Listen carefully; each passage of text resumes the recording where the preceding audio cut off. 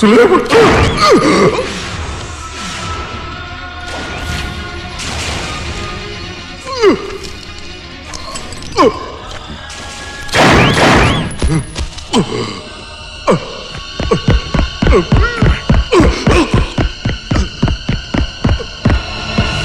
അയ്യോ ബാബ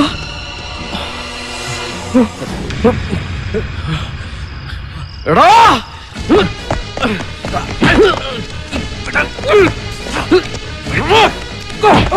ആരെങ്കിലും പോരുത് പന്നി എന്നെ കൊല്ലല്ലേ ബാബി എന്നെ കൊല്ലുന്നു ബാബ കേട്ടോ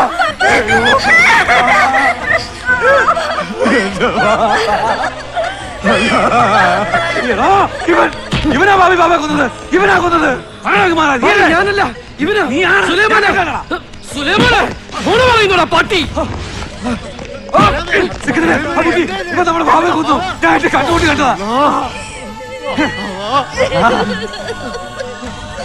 ഇവ ചതിയനാ സ്വപ്നം കണ്ടെന്ന് പറഞ്ഞ് പച്ച പാതിരേക്ക് ബാബയുടെ മുറിയിൽ ഓടിക്കറിയപ്പോഴും എനിക്ക് സംശയം ഉണ്ടായിരുന്നു ചതിയൻ എന്തിനാ ഇത് ചെയ്തത് ചതിയൻ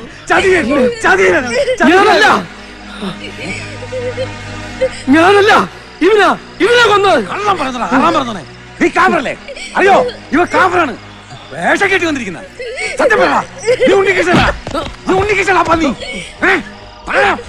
നീ ഉണ്ണികൃഷ്ണനെന്ന്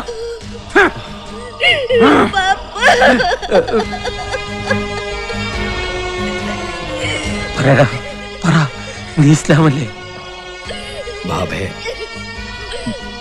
ഞാനല്ല ഇത് ചെയ്തത്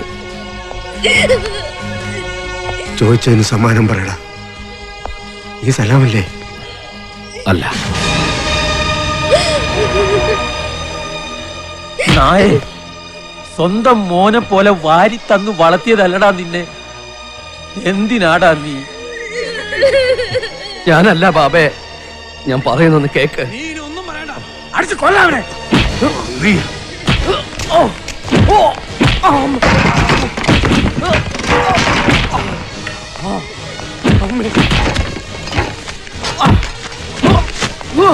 അയ്യോ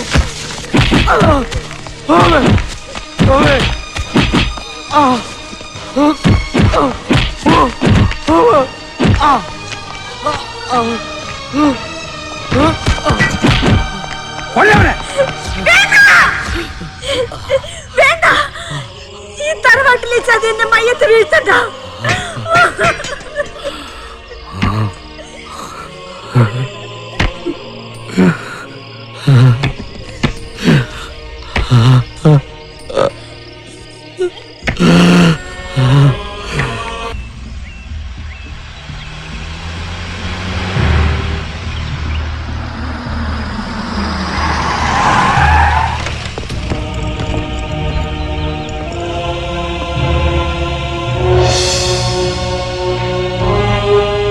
അങ്ങോട്ട് വാ നടക്ക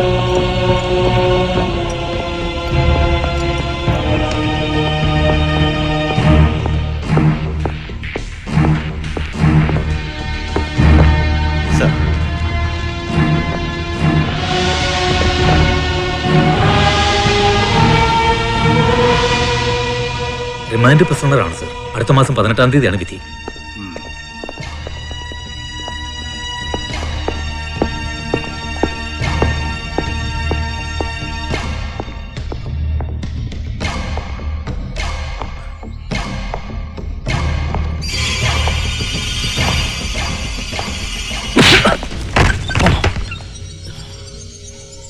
റാസ്കൽ, വലിയ അഭിമാനമായിരുന്നു എനിക്ക്. നിങ്ങളെ ഒന്ന് ഉപദേശിച്ചാൽ നന്നാവില്ല എന്ന് പറഞ്ഞ് എന്നെ പരിഹസിച്ചിരുന്ന ഓഫീസേഴ്സിന് മുമ്പിൽ ചൂണ്ടിക്കാണിക്കാൻ നീ ഒരുത്തിനെങ്കിലും ഉണ്ടായല്ലോ എന്നുള്ള സ്വകാര്യ അഹങ്കാരം.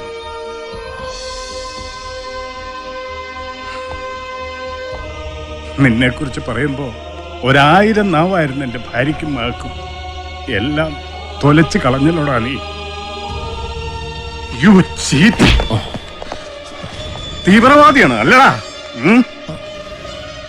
അല്ല സാർ, ചതിയാണ്. വായും മനസ്സും അറിയാത്ത കാര്യം അത്. ഇനിയും നീ നാടകം കളിക്കണ്ട. മാസങ്ങളോളം പതുങ്ങി നടന്ന് പ്ലാനും പദ്ധതിയും തയ്യാറാക്കി സലാം എന്ന പേരിൽ അവിടെ കയറിക്കൂടി അയാളെ കൊന്നിട്ടും നീ ഒന്നും അറിഞ്ഞില്ല അല്ലടാ? ഒന്നും അറിയാതെയാണോടാ ടിവിയും പത്രക്കാരും നിന്നെ കുറിച്ച് ഇത്രയും ഡീറ്റെയിൽ ആയിട്ടുള്ള ഒരു റിപ്പോർട്ടിംഗ് നടത്തിയത്? ഒക്കെ കെട്ടിച്ചമച്ച കഥകളാണ് സാർ. സലാം എന്നെനിക്ക് പേരിട്ട് തന്നെ ബാബയാണ്. ഇല്ല ഇല്ലടാ, ഇനി നിന്നെ ഞാൻ വിശ്വസിക്കില്ല. സുമാരപിള്ളേ. സർ. എന്താ സർ? കൊണ്ടുപോവിനെ. പടാ.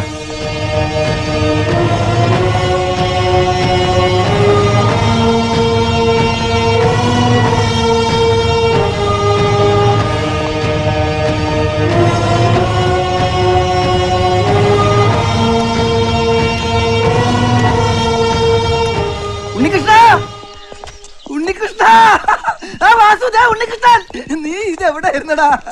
വിവരങ്ങളൊക്കെ ഞങ്ങൾ അറിഞ്ഞു. ഇവിടെ ഇപ്പൊ ടി വി ഉണ്ടടാ.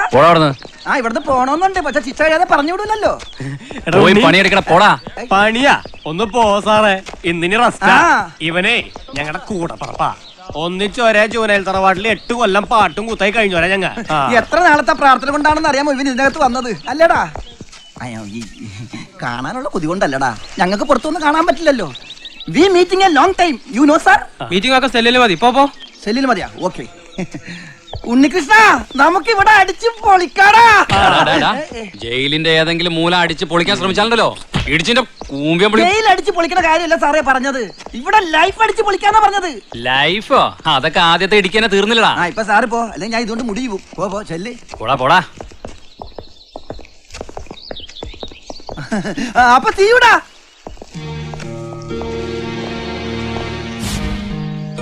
ജുവേനൽ ഹോമിൽ നിന്ന് ഇറങ്ങിയതിന് ശേഷം ചെറിയ ചെറിയ മൊന്തയും കിണ്ടിയും ടൈം പീസും ഒക്കെ അടിച്ചു മാറ്റി മറച്ചു വെച്ച് നടന്നിരുന്ന ആളാണ് ഞാൻ. ഒരിക്കൽ വീട്ടിൽ നിന്ന് ഒരു സൂട്ട് കേസ് കിട്ടി. തുറന്ന് നോക്കിയപ്പോ അടുക്കടുക്കിന് നോട്ട് കെട്ടുകൾ ഒരു 5-10 ലക്ഷം രൂപ ഉണ്ടാവും. അതും കൊണ്ട് നമ്മൾ അങ്ങോട്ട് സ്കൂട്ടായി സിറ്റിയിൽ ഒരു ബാറിൽ കയറി അതൊന്ന് ആഘോഷിച്ച്. ബാർ അടക്കാൻ പോണെന്ന് പുറത്തിറങ്ങിക്കോളാൻ പറഞ്ഞപ്പോ എനിക്കത് അങ്ങോട്ട് പിടിച്ചില്ല. അപ്പോഴത്തെ മൂച്ചില് ബാർ കൊടുക്കണമെന്ന് ചോദിച്ച് സൂട്ട് കേസ് തുറന്ന് അഡ്വാൻസ് 10 ലക്ഷം രൂപ പിടിച്ചു എന്ന് പറഞ്ഞത് മാത്രം എനിക്ക് ഓർമ്മയുണ്ട്.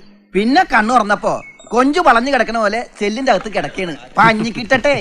നീ പറ, ഒരു ബുദ്ധിമുട്ടില്ലാതെ സർക്കാരിന് 10 ലക്ഷം രൂപ ഉണ്ടാക്കി കൊടുത്ത ഞാൻ അകത്ത് കിടക്കണ പുറത്ത് നടക്കണ? തലയിൽ കുറ്റവാളിന്നൊരു ചോപ്പോട്ടം വീണാ പിന്നെ ആയുഷ്കാലം അത് മാറൂലടാ. അതുകൊണ്ടല്ലേ 12-ാം വയസ്സിൽ തുടങ്ങിയ പണി ഞാനങ്ങ് കണ്ടിന്യൂ ചെയ്തത്. കപ്പലിൽ നിന്ന് കള്ളച്ചരക്ക് തോണി കിടക്കണ പണി ഇടയ്ക്ക് പിടിക്കും. അപ്പൊ പിന്നെ കുറച്ച് നാൾ ഇവിടെ വന്ന് റെസ്റ്റ് എടുക്കും, പിന്നെ വിടും. അപ്പൊ പിന്നെയും തുടങ്ങും, പിന്നെ പിടിക്കും. അങ്ങനെ അങ്ങനെ. എന്തായാലും സബ് ജയിലിലെ സെല്ല് മുഴുവനും ഫുള്ളായത് ഭാഗ്യം. അതുകൊണ്ടല്ലേ നിന്നെ ഞങ്ങൾക്ക് കാണാൻ പറ്റിയത്. എന്തായാലും ഒരുമിച്ച് ഇങ്ങനെ കൂടാൻ പറ്റിയില്ല. പടച്ചോ കാത്ത് നന്നായി നടന്നിങ്ങനെ കൂടാൻ പറ്റോടോ? ഇനിയിപ്പൊ നന്നാവാന്ന് വിചാരിച്ചാ തന്നെ നാട്ടുകാര് സമ്മതിക്കും. എന്താടാ ജോജി? നാട്ടുകാർ മാത്രമല്ല, പോലീസ് ഏമാന്മാര് സമ്മതിക്കില്ല.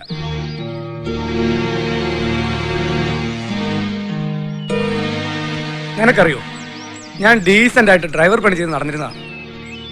മജിസ്ട്രേറ്റിന്റെ വീട്ടിൽ നിന്ന് 50 പവൻ പോയ കേസിൽ പ്രതിയെ കിട്ടാതായപ്പോ പോലീസ് എന്നെ പൊക്കി. ഓരോ തട്ടാമാരടുത്ത് കൊണ്ടുവന്ന് കട്ട മുതൽ അവിടെ കൊടുത്തു ഇവിടെ കൊടുത്തു എന്നൊക്കെ പറയിപ്പിച്ചു. തട്ടാമാര് പേടിച്ച് കേസിന് തലവരാൻ 5-10 പവൻ വീതം കൊടുത്തു. അതിൽ നിന്ന് തൊണ്ടി മുതൽ കഴിച്ച് ബാക്കിയുള്ളത് ഏമാമാര് വീതിച്ചെടുത്തു. ശിക്ഷ കഴിഞ്ഞ് പുറത്തിറങ്ങിയപ്പോ ഇനി ഡീസന്റ് ആയിട്ട് കാര്യമില്ലെന്ന് ഞാൻ ഉറപ്പിച്ചു. ടൂൾസ് വർക്ക് തുടങ്ങി. കൊട്ടേഷൻ ഉറപ്പിച്ച ആളുടെ അടയാളം അഡ്വാൻസ് തന്നാൽ ബൈക്കിൽ പാഞ്ഞെന്ന് സ്ക്രൂ ഡ്രൈവർ ഒരു കാച്ച ആള് ക്ലോസ്. അങ്ങനെ ഡ്രൈവർ ജോജി സ്ക്രൂ ഡ്രൈവർ ജോജിയായി. റിവോൾവറിന്റെ ഡിഷും ബുള്ളറ്റ് കൊണ്ട് ചങ്കന് കാച്ചിനോടാണ് നിന്റെ ഒരു ഉണക്ക സ്ക്രൂ ഡ്രൈവർ. ഒന്ന് പോടാപ്പാ. അല്ല, നിനക്കയാളെ കൊല്ലാൻ തോക്ക് എവിടെ കിട്ടി? ഞാൻ കൊന്നിട്ടില്ല. അത് വിട്, ഞങ്ങൾ ആരോടും പറയൂല. അല്ല, ശരിക്കും നീ തീവ്രവാദി ഗ്രൂപ്പിൽപ്പെട്ട ആളാണോ? അല്ല, ആണോന്നല്ലേ ചോദിച്ചുള്ളൂ. ആണെന്ന് ഞാൻ പറഞ്ഞില്ലല്ലോ. അല്ല, ഈ കാസിം ബാവനൊക്കെ കൊല്ലുകയെന്ന് പറഞ്ഞാലേ ഞാൻ ആരെ കൊന്നിട്ടില്ല. പിന്നെ അച്ചമ്പട്ടത്തിന് പഠിക്കാനല്ല നിന്നെ ഇങ്ങോട്ട് കൊണ്ടുവന്നേ. ഇവൻ പുണ്യാളനാടാ, പുണ്യാളൻ. ഞാൻ കൊന്നിട്ടില്ല ബാബയെ, ഞാൻ കൊന്നിട്ടില്ല.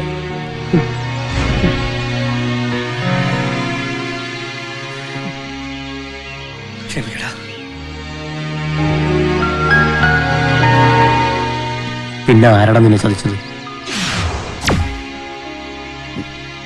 സുലൈമാൻ